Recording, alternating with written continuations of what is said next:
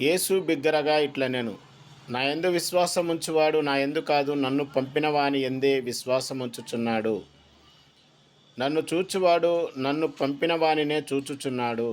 నా యందు విశ్వాసముంచు ప్రతివాడు చీకటిలో నిలిచి ఉండకుండునట్లు నేను ఈ లోకమునకు వెలుగుగా వచ్చియున్నాను. ఎవడైనను నా మాటలు వినియు వాటిని గైకొనకుండిన ఎడల నేనతనికి తీర్పు తీర్చను. నేను లోకమునకు తీర్పు తీర్చుటకు రాలేదు గాని లోకమును రక్షించుటకే వచ్చితిని. నన్ను నిరాకరించి నా మాటలను అంగీకరింపని వానికి తీర్పు తీర్చువాడొకడు కలడు. నేను చెప్పిన మాటయే అంత్యదినమందు వానికి తీర్పు తీర్చును. దేవునికి స్తోత్రం. వందనాలు. యేసు దేవుని కుమారుడని విశ్వసించండి, మీరు